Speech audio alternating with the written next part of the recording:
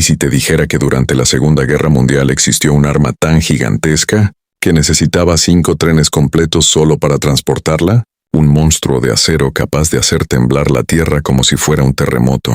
Una sola explosión podía destruir búnkeres enterrados bajo toneladas de concreto. Y el sonido de su disparo se escuchaba a kilómetros de distancia. Los soldados no sabían si estaban bajo ataque o viviendo el fin del mundo. Y lo más aterrador es que esta arma fue real. Su nombre era Schwerer Gustav. Durante la Segunda Guerra Mundial, Alemania construyó el cañón más grande jamás utilizado en un campo de batalla. No era simplemente un arma. Era una auténtica monstruosidad de ingeniería, creada para destruir fortalezas imposibles de derribar. El responsable de esta bestia fue la gigantesca empresa alemana Krupp. Su objetivo era claro: crear un arma capaz de atravesar los búnkeres más resistentes del planeta, destruir fortalezas subterráneas y pulverizar cualquier defensa enemiga desde kilómetros de distancia. En aquella época, estructuras como la línea Maginot francesa y las fortificaciones soviéticas eran consideradas prácticamente indestructibles. Los cañones normales no podían hacerles daño, así que Alemania decidió crear algo nunca antes visto. Ahora imagina esto. Frente a ti hay un cañón de casi 47 metros de largo, tan enorme que parecía un edificio colocado sobre vías de tren. Solo el cañón medía más de 30 metros. La boca era tan grande que una persona podía entrar caminando dentro de ella. Su peso era absolutamente absurdo, más de 1.300 toneladas. Era tan pesado que no podía colocarse sobre suelo normal. Por eso tenían que construir 4 vías ferroviarias especiales solo para sostenerlo. 2 vías soportaban el arma, y las otras 2 eran utilizadas por enormes grúas que montaban cada pieza del cañón. Todo el sistema parecía más una ciudad industrial que un arma de guerra. Moverlo era todavía más complicado. El Gustav debía desmontarse en unas 25 piezas gigantescas. Cada parte viajaba en trenes separados. Luego, al llegar al nuevo destino, miles de trabajadores tardaban semanas enteras en volver a ensamblarlo. Sí, semanas. Preparar este monstruo para disparar podía tomar más de 1 mes y medio. Miles de personas participaban en la operación. Algunos instalaban las vías, otros montaban las piezas, otros preparaban la munición. Era un espectáculo gigantesco, creado únicamente para disparar un solo cañón. Y ahora viene la parte más aterradora: sus proyectiles.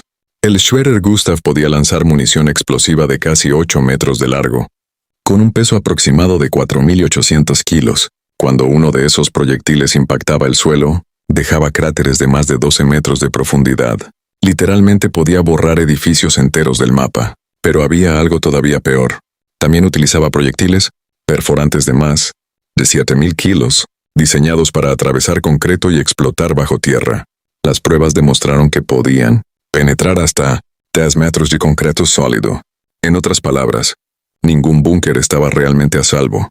Además, podía atacar objetivos situados a más de 40 kilómetros de distancia. Para aquella época parecía tecnología sacada del futuro. Pero toda esa potencia escondía un enorme problema. Disparar el Gustav era increíblemente lento. Cada disparo requería bajar el cañón, cargar el proyectil con extrema precisión, instalar la carga explosiva y recalibrar todo el sistema. A veces tardaban hasta 45 minutos entre un disparo y otro. En medio de una guerra moderna, eso era un desastre. El sonido era tan brutal que las ventanas explotaban a kilómetros de distancia. El suelo temblaba. Los edificios se agrietaban. Muchos pensaban que estaba ocurriendo un terremoto. No era solo un disparo.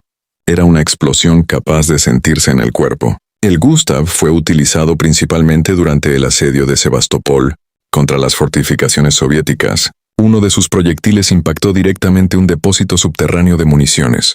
La explosión destruyó completamente la zona y enterró estructuras enteras bajo tierra. En ese momento el cañón mostró todo su poder. Pero entonces surge la gran pregunta: si esta arma era tan poderosa, ¿por qué Alemania perdió la guerra?